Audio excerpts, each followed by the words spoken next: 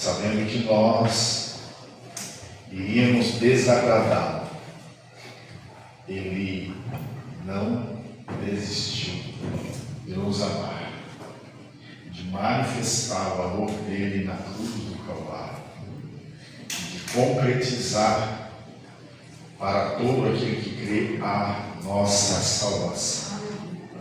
Na cruz ele bradou e disse: está consumado. A dívida que tínhamos, que era eterna, dívida de pecado eterno, Jesus pagou na cruz do Calvário com o sangue dele, porque o pecado é espiritual, e o que é espiritual só se paga com aquilo que é espiritual. Por isso o sangue, somente o sangue de Jesus podia pagar a nossa dívida de pecado, porque é o único sangue puro, verdadeiro, do único que é santo e verdadeiro, Jesus Cristo. Por isso estamos aqui.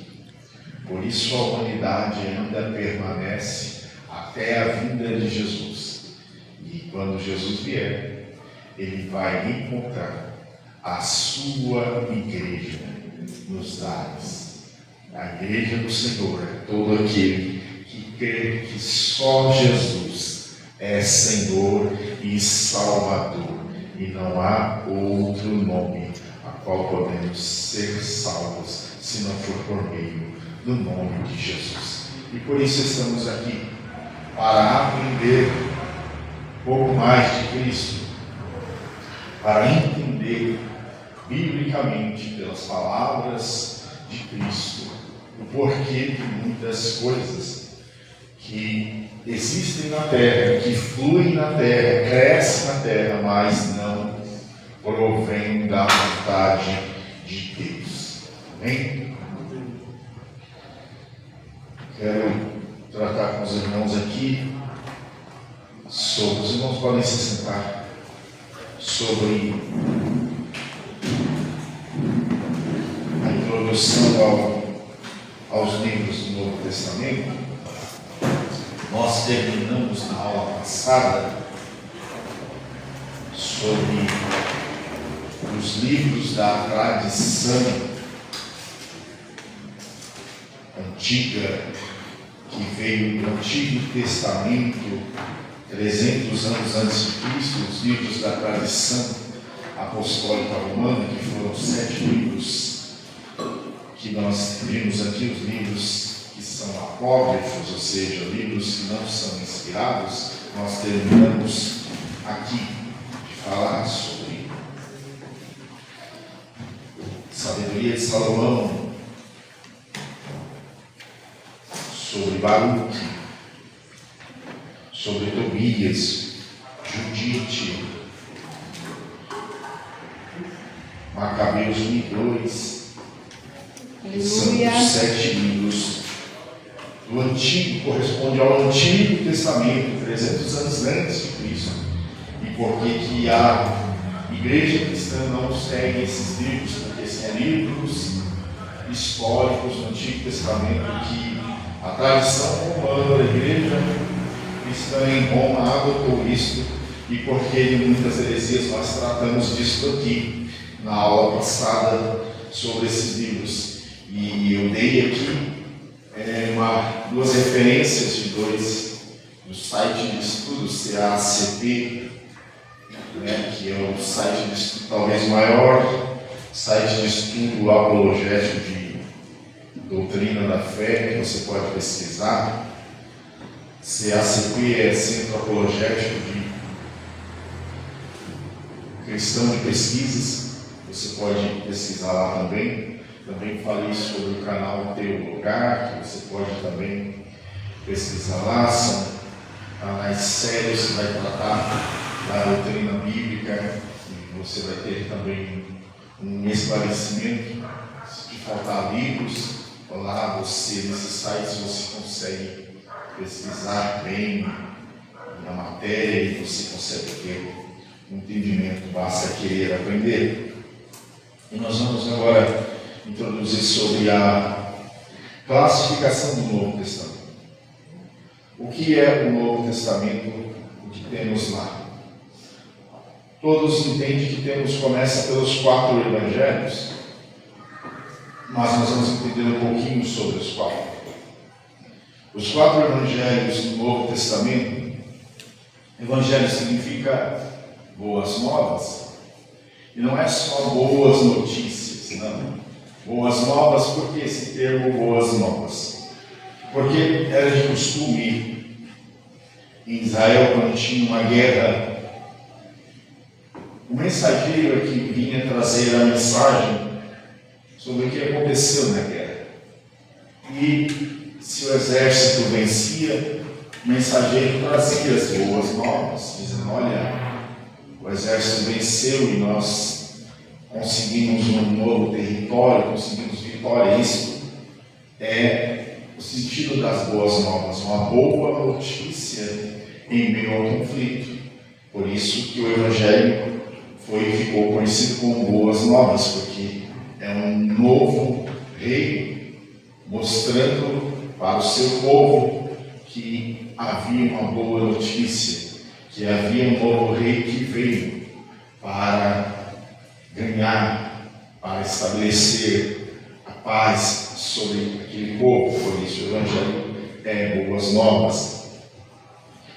E Mateus, que é conhecido como Levi, quando Jesus encontra Jesus, ele era cobrador de impostos na Galileia, e Jesus encontra e diz: Levi, segue-me. E ele seguiu a Jesus e depois passou a ser conhecido como Mateus. Mateus escreve o Evangelho para os judeus, para o povo de Judá, para o povo ali, o povo de Israel. E ele descreve a ênfase de Mateus, o livro de Mateus, o apóstolo Mateus, trazer Jesus, apresentar Jesus como o rei, como o Messias. Esta é a maior ênfase do livro do Evangelho de Mateus, escrito especificamente ali para o povo judeu. E aí vem Marcos, conhecido como João Marcos, caminhou com Paulo, teve até um momento ali de desentendimento ali com o tempo e não pôde caminhar com Paulo. E depois lá na frente Paulo pede para que ele volte a acompanhá-lo. João Marcos, conhecido, era sobrinho de Barnabé, lá em Colossenses 4, e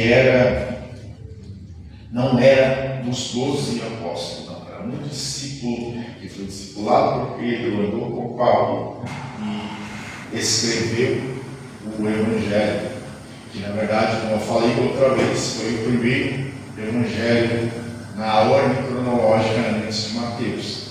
Mas aqui na nossa Bíblia está em segundo, mas a ordem cronológica foi Marcos, o primeiro Evangelho, que é conhecido como João Marcos na Bíblia. Era um discípulo e escreveu para os romanos. Ele traz a sua mensagem especificamente ali para o povo de Roma. Se entende pelos estudos que ele escreveu ao mesmo tempo ali um pouquinho mais próximo de Paulo, ali quando Paulo começa a pregar o Evangelho 14 anos depois da ressurreição de Jesus. Lucas, um médico, um evangelista, pesquisador, que pesquisou as obras dos apóstolos e escreveu o Evangelho de Lucas. Lucas também não era um dos 12. Preciso tomar cuidado para não misturar. Marcos e Lucas não eram um dos 12 apóstolos. Só Mateus aqui que era um dos 12 apóstolos. Lucas era um médico, um evangelista, um pesquisador, na verdade, que pesquisou os acontecimentos e escreveu para os gregos. Esses evangelhos são sinóticos. O que é isso? Eles são semelhantes. Eles vão tratar dos mesmos assuntos com algumas mudanças, com algumas novidades que tem em um evangelho, não tem no outro. Mas, no geral, eles tratam e trazem relatos dos acontecimentos da obra de Jesus, da vida de Jesus, da infância de Jesus, do ministério de Jesus, da morte de Jesus. Jesus era rei em Mateus, em Marcos Jesus foi apresentado como um servo sofredor, né? E Lucas vai trazer mais detalhes sobre o momento da infância de Jesus.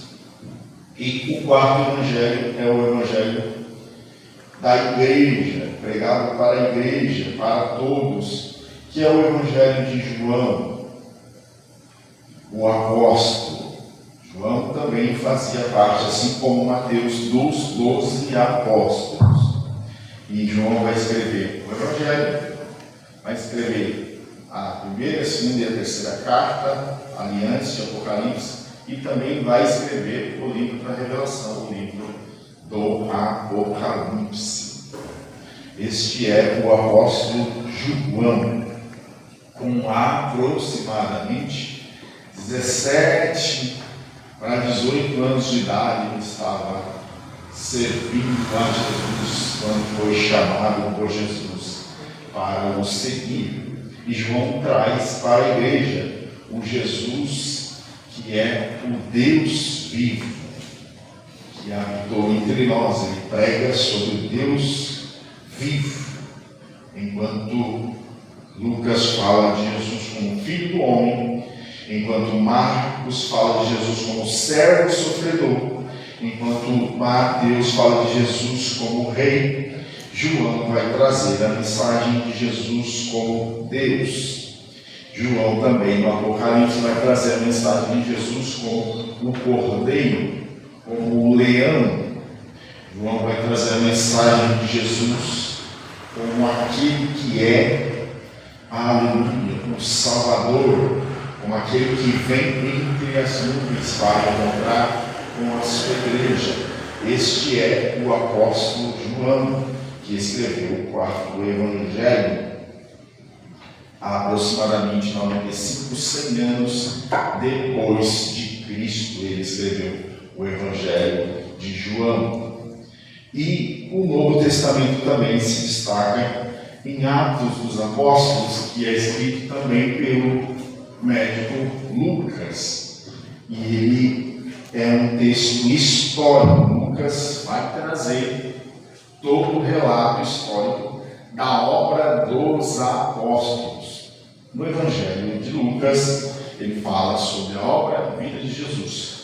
Em Atos, Lucas vai falar sobre as obras do Espírito Santo através da vida dos apóstolos. Ele traz os acontecimentos da igreja, os acontecimentos apostólicos. Por quê? Porque a igreja, ela inaugura após a cruz. Até antes da cruz, Jesus caminhou, fez obras, fez milagres, fez maravilhas, mas Jesus ainda, para não ser acusado como pecador, como transgressor da lei, Jesus cumpriu toda a lei e todos os costumes, até a cruz. Partindo da cruz em diante, que Jesus é ressuscitado e levado ao céu, derrama-se o Espírito Santo sobre os apóstolos e sobre 120 pessoas em Atos 2, e a igreja começa a ser estabelecida a partir da cruz, a partir de Atos 2. Então, a partir dali, a igreja não mais vive debaixo de costume farisaico, de costume da tradição judaica, mas a igreja agora vai caminhar pela palavra, pela doutrina dos apóstolos que eles aprenderam aos pés de Jesus. O que Paulo aprendeu com um fariseu chamado Gamaliel, um dos maiores mestres da época. Agora Paulo vai deixar tudo, porque agora Paulo está aprendendo através de Jesus. Agora Paulo se torna um apóstolo de Jesus. Então, a partir de Atos, que Lucas conta toda a história, a igreja não vive mais debaixo da lei de costumes e cerimônias judaicas, mas sim debaixo da palavra de Cristo. Então, esses são os 5 fundamentos, as 5 classificações do Novo Testamento. Primeira classificação, os 4 evangelhos. Segunda classificação, o livro histórico de Atos. Terceira classificação, as cartas de Paulo, que são as cartas de Paulo, são os 13 livros de Paulo. Quarta classificação, uma carta geral, que é a carta dos Hebreus. E a quinta classificação, o livro escatológico, que é o livro do Apocalipse.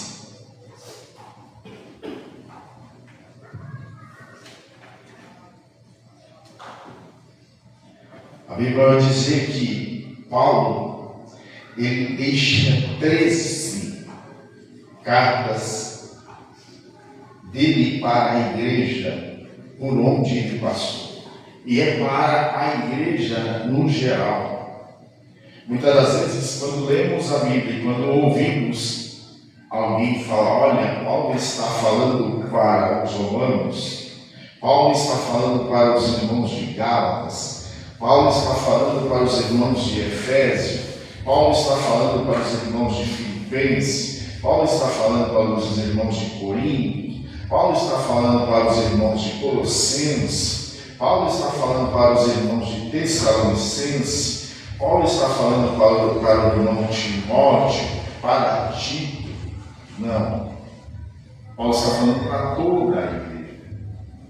Acontece que a igreja estava espalhada em todos esses lugares, porque Paulo evangelizou.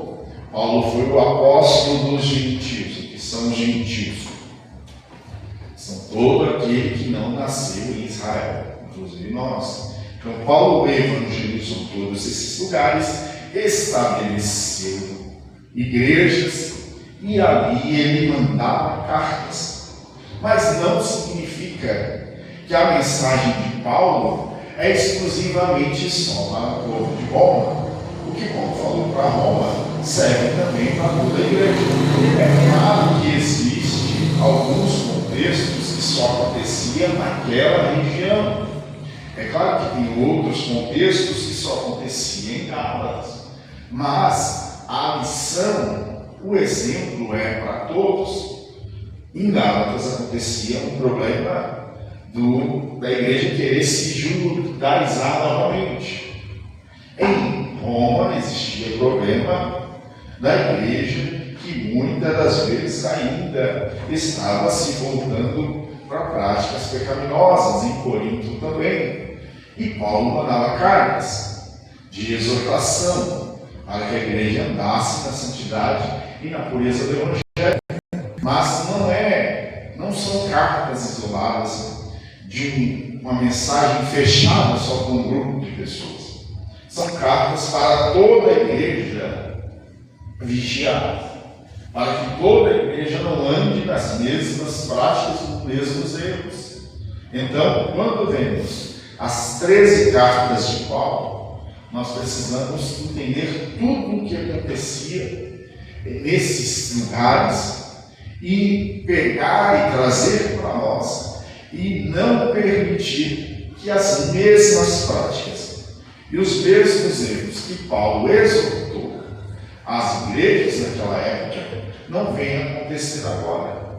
Porque se nós olharmos para as cartas bíblicas de Paulo e dizer, não, essa exortação de Paulo foi só para aquele povo, foi só para aquele momento, e não entendermos que isso também é para nós podemos cair no mesmo erro e achar que nós não fazemos parte desse mesmo discipulado de Paulo. O discipulado de Paulo, nas 13 cartas que ele enviou, foi para que toda a igreja entendesse em cada contexto, em cada lugar, em cada tempo, que existiam problemas a ser corrigidos e que a igreja do Senhor, ela aprende com todas essas situações em lugares diferentes. Então, o Evangelho do Novo Testamento, ele se divide com as 13 cartas de Paulo e também vai falar também sobre as 8 cartas gerais que começam em Hebreus. Vai Tiago, vai as 2 cartas de Pedro e as 3 cartas de João, a carta de Judas antes de Apocalipse e o livro do Apocalipse, que é um livro escatológico. Que é um livro escatológico? É um livro que fala de coisas futuras. Isto é o Apocalipse. O livro da Revelação, que é escatológico, porque escatologia está tratando de coisas futuras que hão de acontecer. Por isso, nós precisamos ter em mente toda esta divisão do Novo Testamento. 4 evangelhos, um livro histórico de Atos, as cartas de Paulo, as 13 cartas, as 8 cartas gerais, que é para todos, e o livro do Apocalipse, que é o livro de coisas futuras. Entendendo isso, você se acha muito mais fácil no decorrer da leitura bíblica. Você não se perde, porque você entende que quando você precisa saber sobre a ação do Espírito Santo na vida da igreja, na vida dos apóstolos, você vai no livro de Atos, porque lá está estabelecido, está mostrando a ação que o Espírito de Deus, enviado por Jesus sobre a igreja, sobre os apóstolos, está no livro de Atos, que também foi escrito por Lucas. Se você quer saber dos detalhes da vida, infância, ministério de Jesus, morte e ressurreição de Jesus, você vai para os 4 evangelhos: Mateus, Marcos, Lucas e João. Se você quer entender sobre as obras missionárias, você vai para as cartas de Paulo, sobre o que Deus fala nas igrejas em lugares diferentes, em tempo diferente, qual a ideia de Deus, qual a doutrina de Deus em lugar diferente, em tempo diferente. Você vai nas 13 cartas de Paulo. Se você quer entender qual as doutrinas para todo o povo, para toda a igreja, você vai nas 8 cartas gerais, que é Hebreus, Tiago, 1 e 2 Pedro, 1, 2 e 3 João e Judas. São cartas gerais para todo o povo, para toda a igreja. E você querer saber das profecias que foi falada no Antigo Testamento e vai se cumprir, algumas se cumpriram no Novo e outras ainda vai se cumprir, você vai e aqui ler o livro do Apocalipse, juntando com livros do Antigo Testamento, profetas do Antigo Testamento, e aí você vai ter um entendimento sobre o Apocalipse. Este é um panorama do que é o Novo Testamento, para você entender e se achar. Quando alguém perguntar para você qual é a obra, qual é a vontade do Espírito Santo, você vai aonde? Você vai no livro de Atos. Qual as obras na vida de um servo de Deus, o que um servo de Deus manifesta, fala e crê? Você vai nas cartas dos apóstolos, carta do apóstolo Paulo, Pedro, João, você vai entender qual é a obra e a vontade do Espírito Santo e a doutrina do Espírito Santo na vida destes apóstolos e na vida da igreja. Isto abre um entendimento e você pode demonstrar para aqueles que não creem ou que ainda não entendem o porquê que você vive o Evangelho hoje, o porquê que você crê no Evangelho hoje, porque todo este material do Novo Testamento você vai ver o Espírito Santo de Deus trabalhando desde Mateus até Apocalipse. Você vai ver o Espírito Santo do Senhor consolando, fortalecendo, curando, convencendo, enviando, mostrando quem é, mostrando quem não é aprovado. Você vai ver o Espírito Santo trabalhando em todo o tempo no Novo Testamento. Porque Jesus fez uma promessa fiel e verdadeira. Jesus disse: eu vou para o Pai, mas não vos deixarei sozinhos nem órfãos, mas vos enviarei o Espírito Santo. Ele estará convosco e vos lembrará de toda a palavra que eu vos tenho falado. Então, todo o Novo Testamento, depois que Jesus vai aos céus ressuscitado, você vai ver a igreja, os apóstolos, vivendo e praticando somente aquilo que Jesus estabeleceu. Por quê? Porque muitas coisas, muitos costumes já estavam estabelecidos antes de Jesus. Muitas regras estavam estabelecidas pelos judeus antes de Jesus. Mas Jesus veio para mostrar que todas as regras, todas as leis espirituais e religiosas que existiam só estavam ali para apontar, para demonstrar quem haveria de vir, quem era o Cristo. Jesus disse e demonstrou que Ele é o Cristo, o Rei, o servo que sofreu por nós, aquele que não foi conhecido pelo seu povo, mas se revelou e mostrou e provou que é Deus vivo, encarnado, que andou, habitou entre nós, se fez homem, morreu e ressuscitou para nos dar vida e vida eterna. Então, todo o Novo Testamento vai tratar da obra de Cristo em terra, da obra de Cristo depois de ressuscitado e da obra de Cristo em nós, na igreja. Isto é o Novo Testamento. É algo extraordinário. Qual a obra do Espírito Santo na terra, na nossa vida, na igreja? Qual a importância do Espírito Santo de Deus? Sem entendimento e conhecimento de Cristo, nós andamos sem essa importância. Qual a importância do Espírito Santo de Deus? Nós aprendemos que nós só precisávamos no máximo crer em Deus. Quando não tínhamos o conhecimento de Deus, nós aprendemos através de nossos pais a coisa básica. Você precisa crer em Deus, somente isso. Você não pode ser alguém sem fé, você precisa crer em Deus. Essa era uma coisa básica que a gente ouvia e a gente aprendeu. Você precisa crer em Deus. Mas não sabíamos o quanto precisávamos crer. Não sabíamos qual é a importância de ter vida com Deus. E nem sequer sabíamos que poderíamos ser casa, morada de Deus. Isso é algo extraordinário.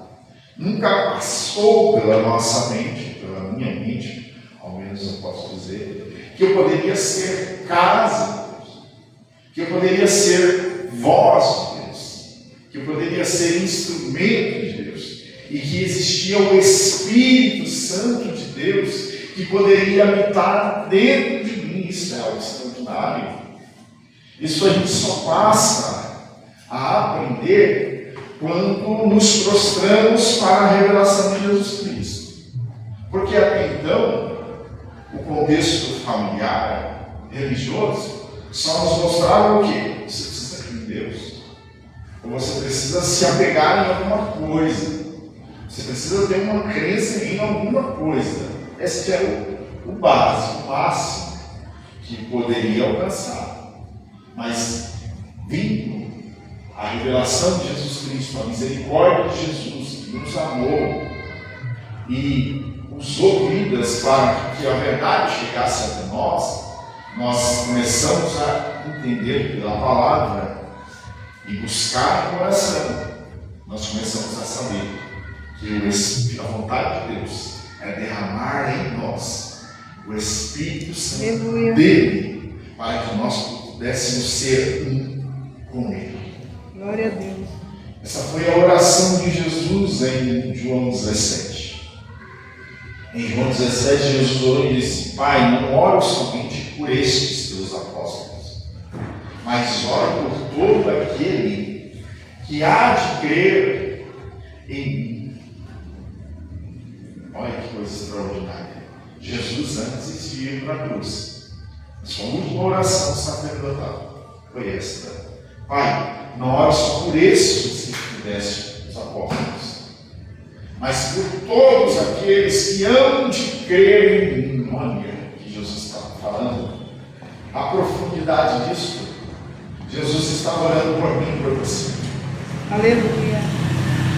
Que depois de milênios, depois de mais de 2000 anos que Jesus estava lá fazendo essa oração: Pai, eu oro para aqueles que hão de crer em mim por causa dessa palavra.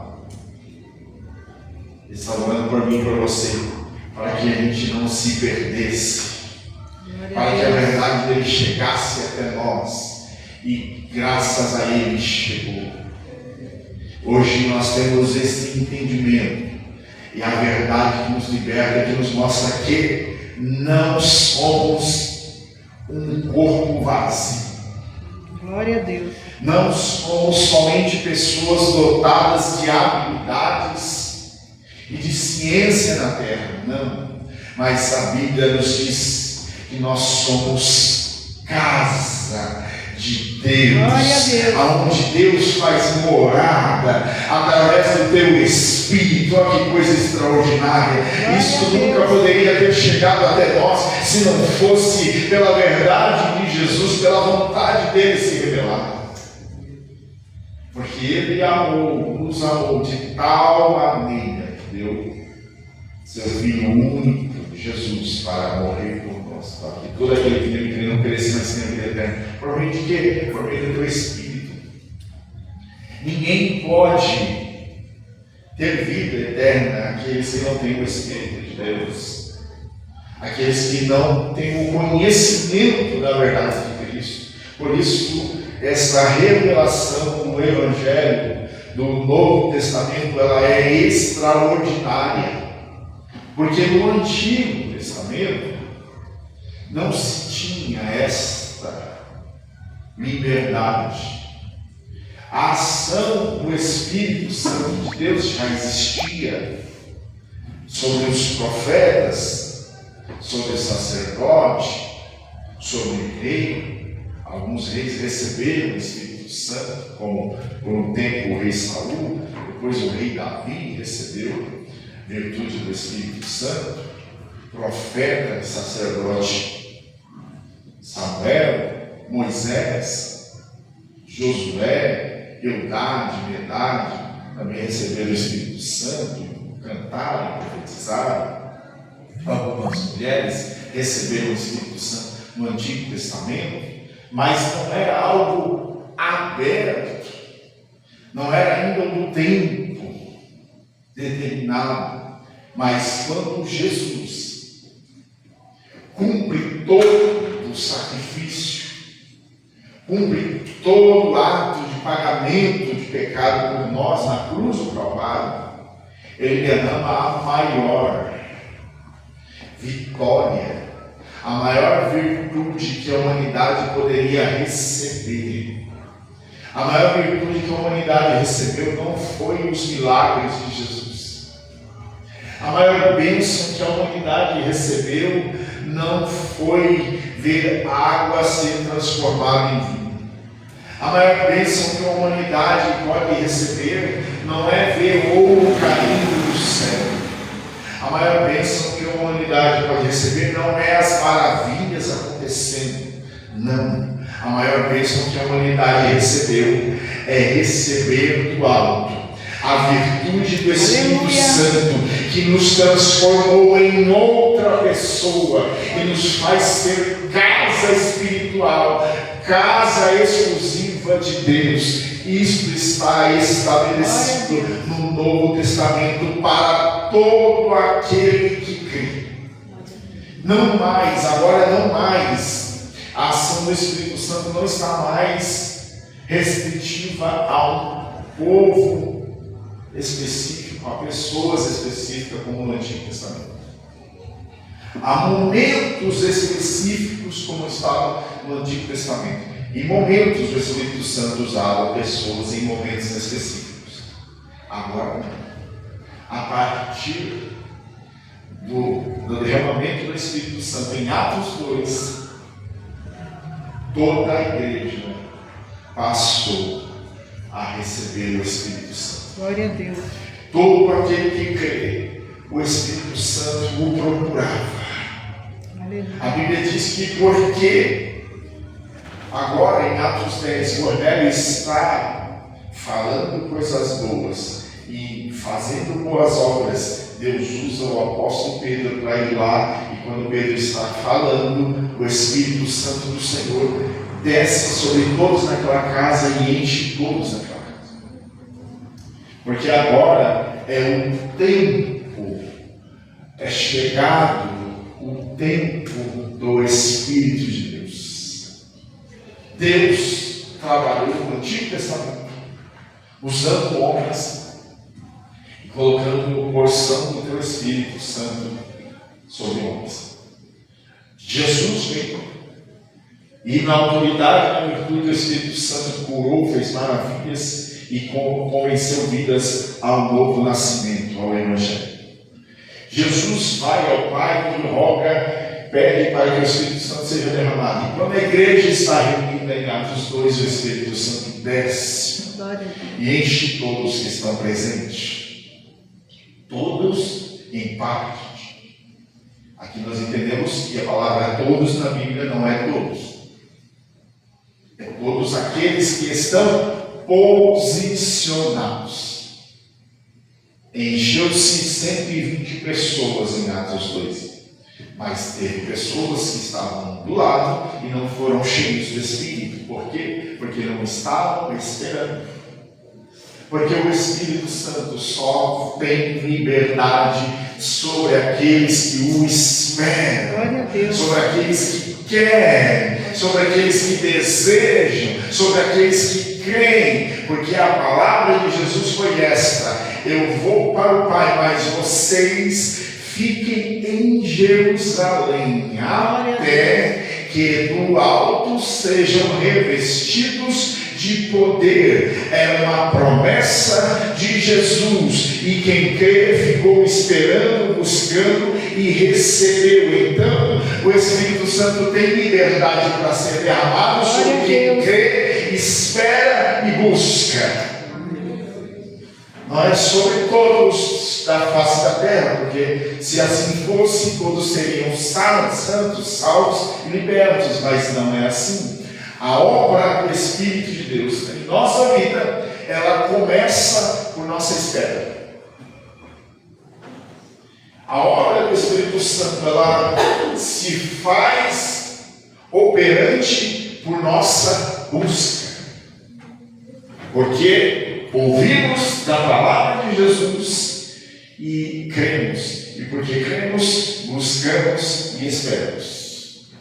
Porque a igreja creu em Jesus, Jesus não está mais presente, mas a igreja está lá em Atos 2, todos reunidos no mesmo lugar. Porque quem crê se reúne, quem crê espera, quem crê ora, quem crê busca, quem crê persevera, e quem vai sabe que Deus vai cumprir aquilo que Ele prometeu na sua vida, porque Ele fez nascer fé em você. Essa é a obra do Espírito Santo. falar com o homem. O Espírito Santo é uma pessoa, não de carne, mas é a pessoa da Trindade, a pessoa divina, Jesus. O Espírito Santo, Deus Pai, é a Trindade. Deus cumpriu a obra, enviou Jesus, e Jesus cumpriu a obra e enviou o Espírito Santo para quê? Para nos convencer de quem é Jesus, do que Jesus cumpriu, do que Jesus já realizou, do que Jesus já conquistou para mim, para você, para mim e para você, o que? A nossa salvação. Esta é a obra do Espírito Santo, este é o tempo do Espírito Santo de Deus. Ele vem nos convencer do nosso pecado, que há um juízo e que há uma justiça. Essa é a obra do Espírito Santo. Falar do Novo Testamento é falar das obras do Espírito Santo de Deus. Falar do Novo Testamento não é falar somente das maravilhas que o Espírito Santo promoveu através de homens maravilhas. Através do Espírito Santo, Deus usou a igreja para orar, e quando a igreja está orando, cadeias se quebraram por causa do Espírito Santo de Deus. Por causa do Espírito Santo de Deus, homens com medo, que um dia, uma hora negou Jesus, agora Pedro, cheio do Espírito, ele prega em um lugar aberto para todos ouvirem. Por quê? Porque ele está cheio do Espírito Santo.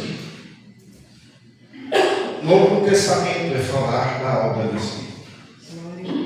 Nós precisamos entender que quando foi estabelecido o Novo Testamento, foi estabelecido o tempo do Espírito Santo de Deus, por intermédio de Jesus Cristo. A essência de Jesus, a essência de Deus é o Espírito Santo, o Espírito dele. Nós somos corpo, alma e espírito. E em nós está o Espírito Santo de Jesus, de Deus, que é o mesmo. Não são três, são um, mas em três formas diferentes para atuar. Deus é Espírito e atuou em toda a história da humanidade e se fez carne. Jesus andou entre nós, fez maravilhas, ressuscitou e foi de volta aos céus e mandou dele mesmo, do seu mesmo Espírito, o Espírito Santo. A Bíblia diz que há um só Espírito que opera em todos. Esse Espírito é o Espírito Santo de Deus. Então, nós entendendo isso, nós não caímos em tantos costumes diferentes, que diz que existe um Espírito para cada coisa, um Espírito para cada ocasião. Não. O texto bíblico, a matéria bíblica sobre o Espírito Santo de Deus é que há um só Espírito, um só Deus, um só Senhor. É o Espírito Santo de Deus. O Espírito de Cristo, o Espírito de Deus é a mesma coisa. Entende? Esta é a matéria do Novo Testamento. Tudo parte por meio de Jesus. Jesus cumpre o que era no Antigo e Jesus estabelece o novo. E o que é o novo? É uma igreja, é uma humanidade toda sendo regida, direcionada, sendo totalmente instruída pela palavra do Espírito Santo de Deus. A Bíblia diz que para a igreja orar, para a igreja separar obreiros, o Espírito do Senhor falava com a igreja.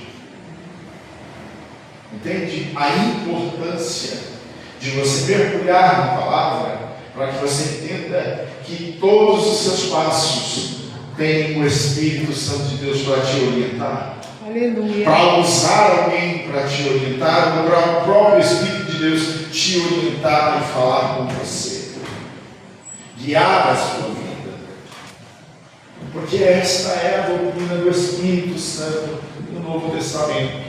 Ele fala, ele guia a igreja, ele exorta a igreja, corrige a igreja, ele fortalece a igreja, ele consola a igreja. Glória a Deus.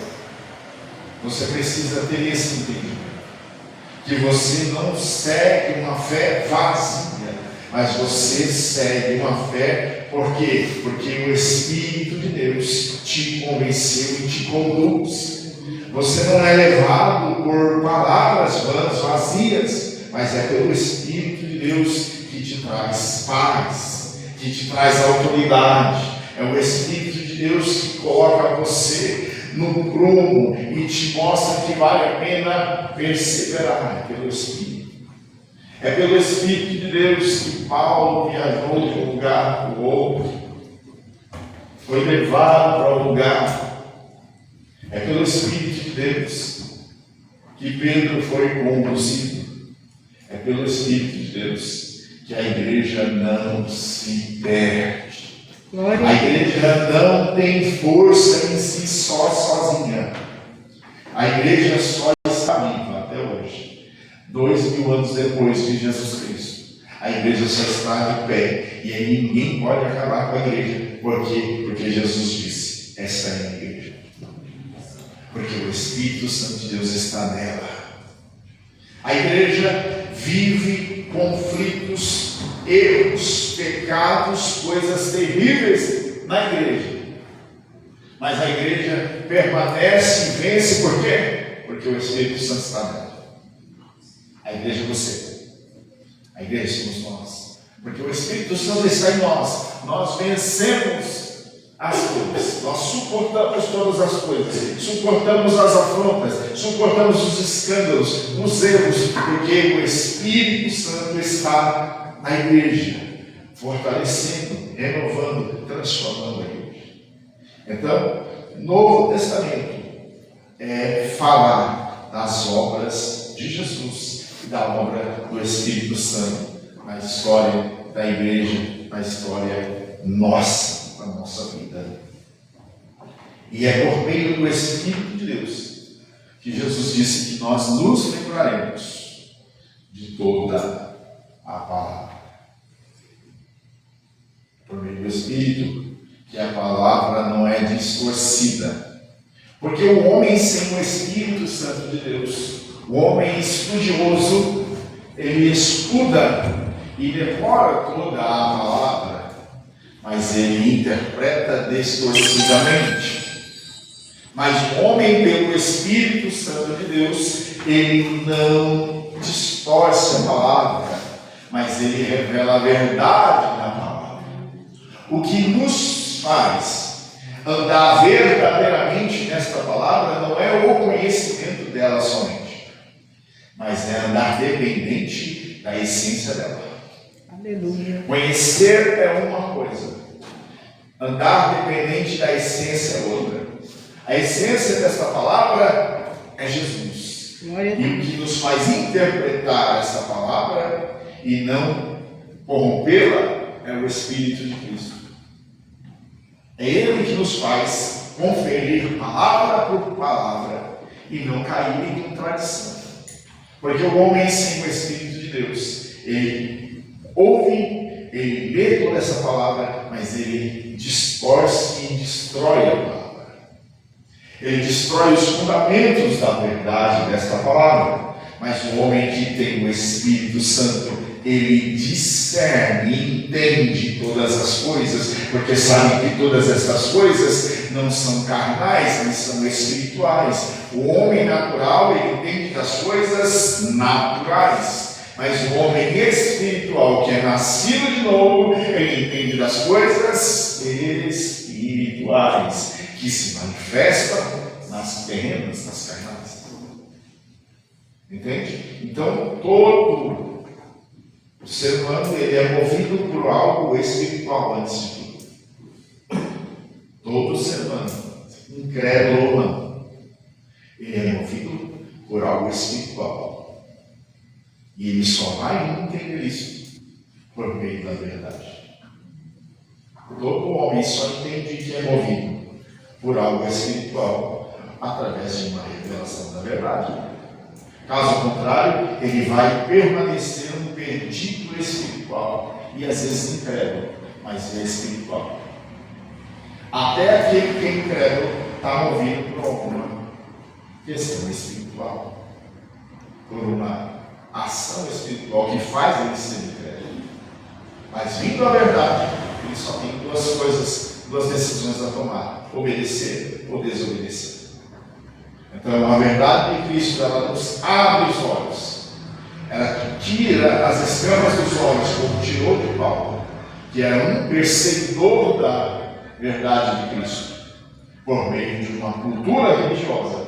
Mas quando Cristo se revela a ele só tinha duas opções: permanecer cego ou passar a crer que o Jesus que apareceu para ele no caminho de Damasco era o Cristo vivo e ressurreto que andou e habitou no meio dos judeus. E ele creu, e por isso se converteu e se tornou talvez o maior dos apóstolos. Então, a verdade de Cristo, ela abre os olhos para que você possa ter liberdade de obedecer. Antes da verdade não tínhamos liberdade para obedecer, nós só desobedecíamos. Mas a verdade do Evangelho de Cristo, ela abre os olhos para nos dar liberdade. Hoje você é livre para obedecer. Glória a Deus. Hoje você é livre para ser conduzido pelo Espírito. Glória Hoje a Deus. você é livre para ser transformado pelo Espírito. De incrédulo para ser um dos maiores crentes em Cristo Jesus. Para ser uma das maiores pessoas mais convictas de que Jesus é a verdade. Porque a verdade abre os olhos. Este é o Novo Testamento, mostrando sinais para quem não sabia, para quem não tinha entendimento. Sinais, milagres e maravilhas eram para que as pessoas pudessem ver e saber que existe um Senhor que pode o que ninguém podia fazer. Por isso Jesus fez muitos sinais, para mostrar que existe um Senhor que pode fazer o que ninguém podia fazer, que o costume não podia fazer. Por isso Jesus fez muitos sinais. A humildade de Jesus de se manifestar em Marcos como um servo sofredor é mostrando que mesmo aquele que pode tudo se humilhou. Por isso, ele é conhecido em Marcos como um servo sofredor. Ninguém quer ser conhecido como servo. Servo significa escravo. Ninguém que tem uma posição quer ser conhecido como escravo. Jesus que fez como escravo. Serviu a todos. Um exemplo para nós. Jesus demonstrou que não houve e jamais haverá um ser humano que pudesse cumprir, fazer tudo o que ele fez, sem cometer uma falha. Por isso ele é Deus. Glória a Deus. Por isso, quando qualquer um que mergulha na vida e nos atos de Jesus Cristo tem que se render, porque não vai achar em Cristo nenhuma falha, a não ser aqueles que distorcem a verdade de Cristo para tentar achar nele alguma falha, mas não há. Ele é o único santo, verdadeiro e fiel. Por isso é o Deus vivo que se fez homem. Glória a Deus. Humanamente se fez homem, divinamente era Deus dentro do homem. É algo extraordinário, né? Humanamente, carne, homem comeu como qualquer um de nós. Mas divinamente, Deus, porque ele não pecou, não errou. Em momentos mais cruciais da vida do ser humano, de maior pressão que um ser humano pode ter, Jesus não cometeu nenhum erro. Por quê? Porque não era homem comum, era Deus dentro do homem. Deus se fez homem só para habitar no meio de nós e pagar o nosso pecado com sangue. Isso é extraordinário. Ele só se fez homem por causa disso, só para derramar sangue. Porque para pagar nossa dívida era só um sangue, uma lei espiritual. Só por isso ele fez carne, não precisava provar nada com ninguém. Ele fez carne só para pagar a dívida, precisava de sangue.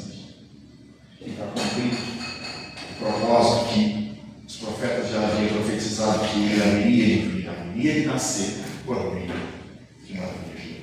E assim me fez. Então, o Novo Testamento, ele vai nos trazer essas verdades de Cristo, essas ações do Espírito Santo na história, e ações que se repetem na nossa história. Quando o Espírito Santo desceu em Atos, Pedro disse: isso que estamos vendo é o cumprimento do que se disse lá atrás do profeta Joel, que o Espírito Santo seria derramado.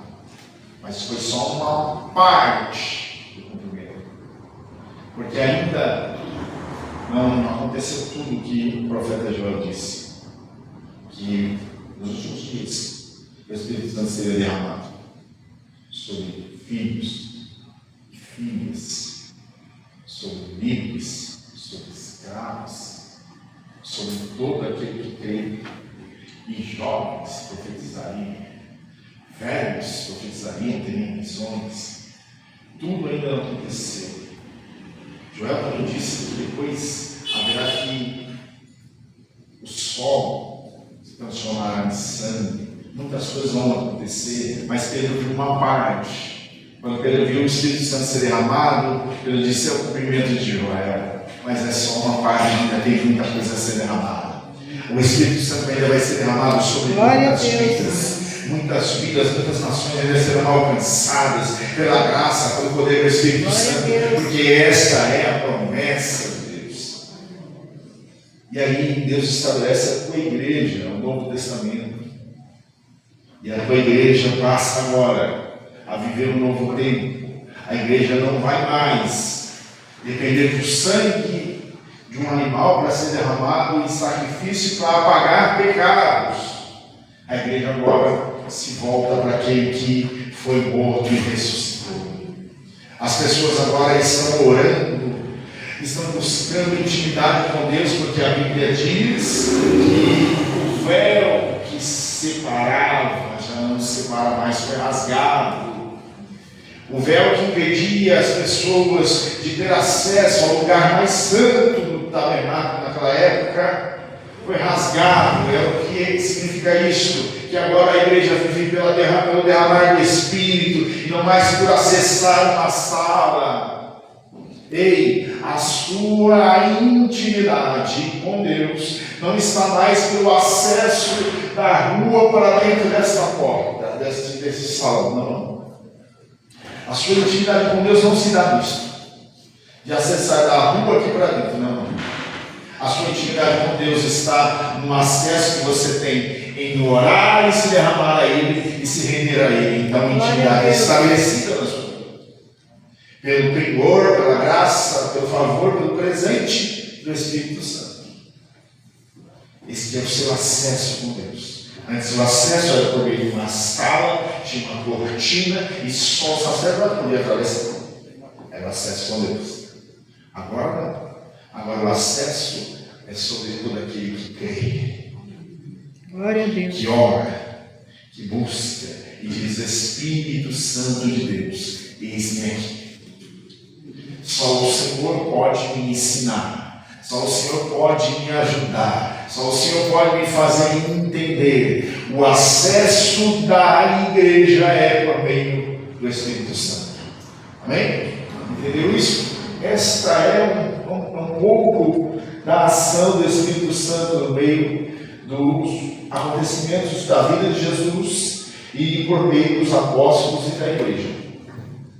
Nós falamos também sobre os requisitos de um cânon. O que é um cânon? É um livro consagrado, um livro que é conhecido como sagrado na igreja. Quais os requisitos? Primeiro requisito: se foi escrito por um apóstolo ou por uma autoridade. O que nós vemos nos evangelhos, que o apóstolo Paulo escreveu, Marcos escreveu, mas Marcos não era apóstolo, mas era uma autoridade da igreja, era um discípulo conhecido da igreja.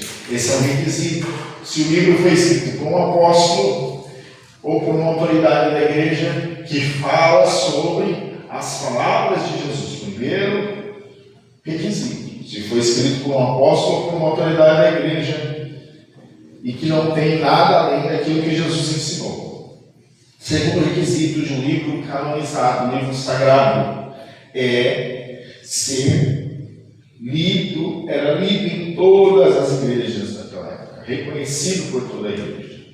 Terceiro requisito para um livro sagrado: se ele edifica espiritualmente a vida do homem com os preceitos bíblicos. Quarto requisito: se tem evidência do Espírito Santo nos ensinos deste livro. Por isso, que os 7 livros lá que nós vimos, os apócrifos, não são reconhecidos como santos e sagrados, porque não tem ensinos do Espírito Santo. Quarto requisito: precisa ter os ensinos do Espírito Santo. O conteúdo tem que ser totalmente confiável. São 5 requisitos. Conteúdo confiável. Você precisa entender que na história sempre houve, ainda há e sempre haverá livros, revelações que levam o homem até um crescimento espiritual, até um crescimento intelectual. Mas se não tem verdades do Espírito Santo revelados por Jesus, esses livros não são inspirados por Deus. Se não tiver ensinos do Espírito de Deus revelado por Jesus e pelos seus profetas e pelos apóstolos, esses livros não são inspirados por Deus, não são confiáveis. Esses são os requisitos para um livro santo, consagrado, considerado por toda a igreja. Porque, como nós lemos esses livros e muitos outros que são históricos, mas não são santos, não são inspirados por Deus, foram estabelecidos pela igreja no ano 1546. E por que não foram reconhecidos pela igreja como livros santos? Assim como homens santos e poderosos em Deus, João Batista, Elias, Eliseu. Lembra da primeira parte do começo do estudo, lá antes de ter aquela prova, que nós falamos sobre o Antigo Testamento, que tem os 5 livros de Moisés, o Pentateuco, tem os 12 livros históricos, e tem os 5 livros dos profetas maiores, e os 12 livros dos profetas menores. E por que não tem livro de Elias, de Eliseu, que foram, na minha concepção, no meu entendimento bíblico, Elias e Eliseu foram os top. Os caras foram demais, sábios por Deus, inspirados por Deus, mas não tem livro deles. Não porque talvez não escreveram, porque existem outros livros históricos de Pedro, de Paulo, de Barnabé, existem muitos livros, mas nem tudo é inspirado, até pelos homens de Deus. Por que não abrimos também para ler o livro de Elias? Não tem. Porque mesmo ele sendo um profeta de Deus, escolhido por Deus, levantado por Deus, para reger toda uma nação, Elias falava e reis tremiam.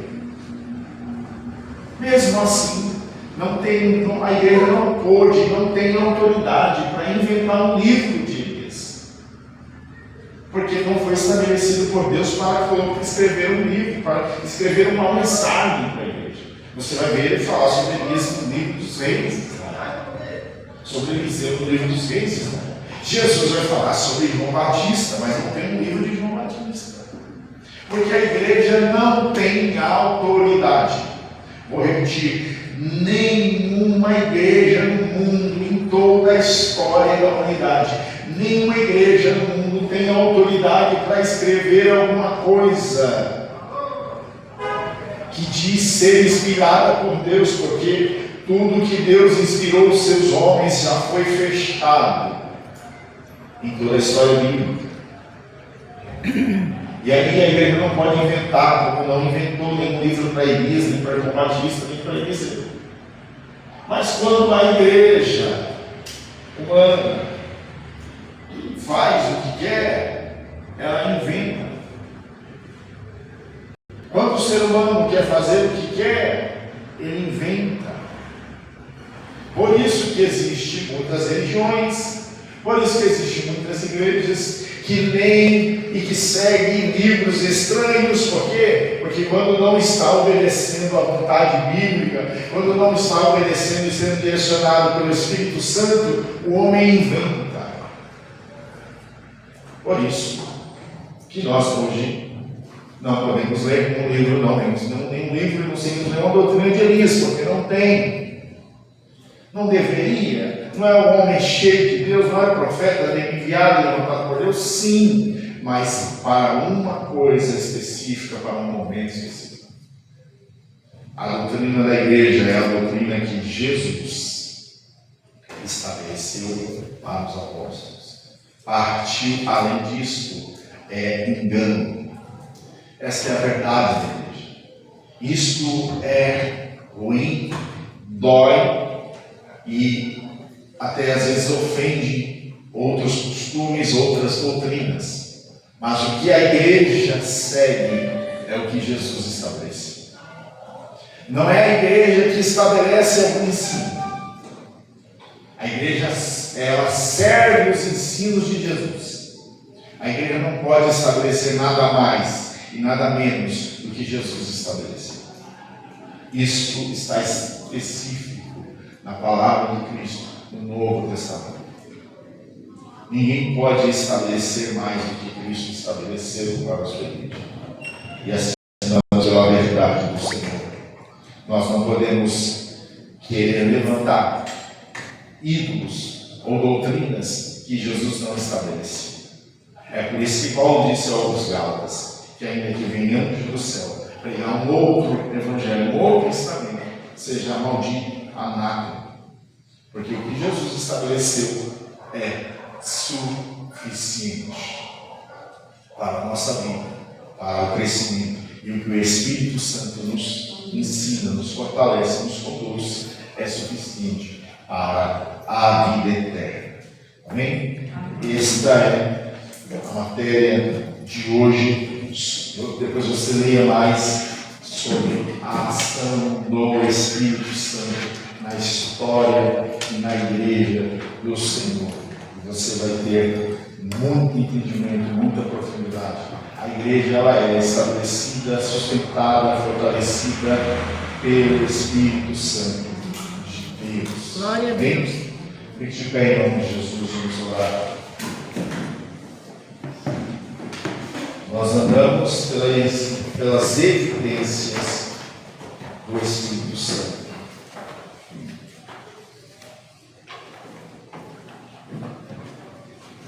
E é assim que a igreja foi estabelecida, é assim que a igreja vai até o fim. Estamos no século das descobertas, irmãos. O que está vindo por aí é terrível. O homem está fazendo descobertas e está crendo nas descobertas mais do que na palavra. Ainda que as descobertas distorcem toda a palavra. O homem incrédulo, ele quer crer nas descobertas. Ele não quer crer na palavra, porque a palavra constrange. As descobertas que estão sendo aí encontradas, escritos que estão sendo encontrados, levam o homem a viver culturas e tradições. Mas a palavra leva o homem a se constranger e a se voltar, a se converter a Jesus.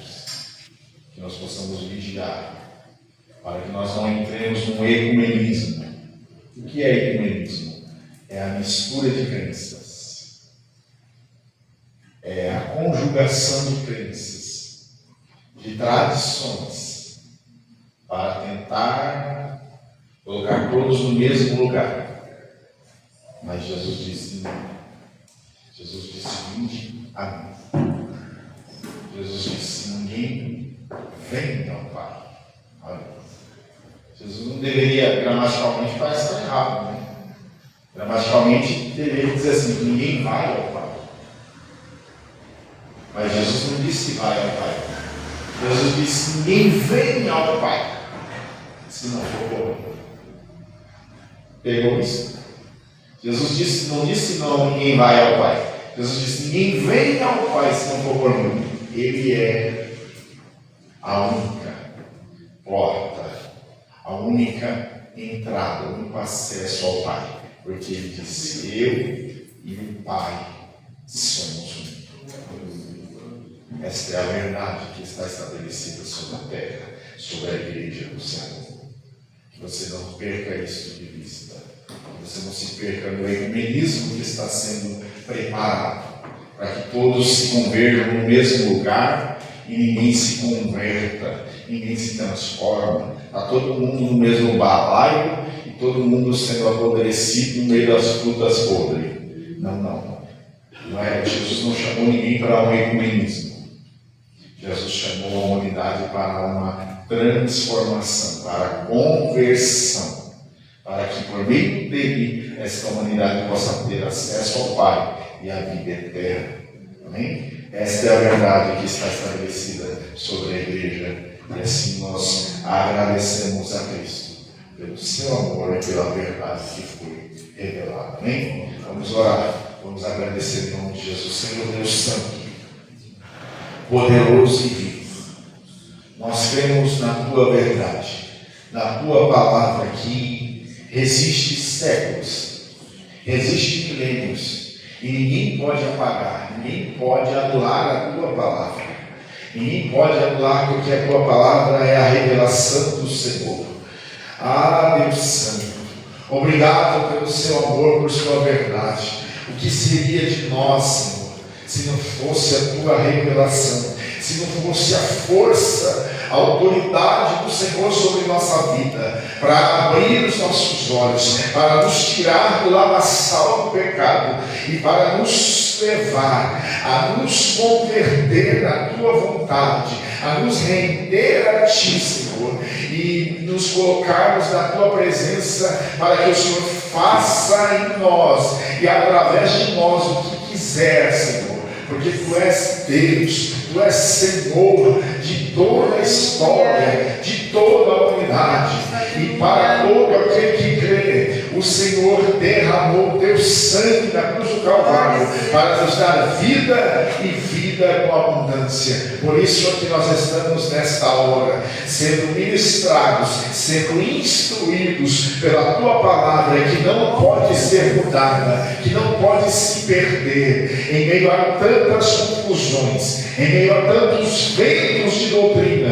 A tua igreja permanece firme, porque o Senhor é a verdade da tua igreja. Assim nós agradecemos em nome de Jesus. Leva os teus filhos amparados debaixo da sua potente mão de volta para casa, e que o nome do Senhor seja exaltado na vida de cada um dos teus filhos. Assim nós agradecemos em nome de Jesus. Ergue as suas mãos, que o grande amor de Deus Pai, a graça de nosso Senhor e Salvador Jesus Cristo, que a comunhão e a consolação do Santo Espírito de Deus esteja por todos, não somente agora, mas para todos sempre. Quando ele diz amém, graças a Deus, aplaude e glorifica ao Senhor.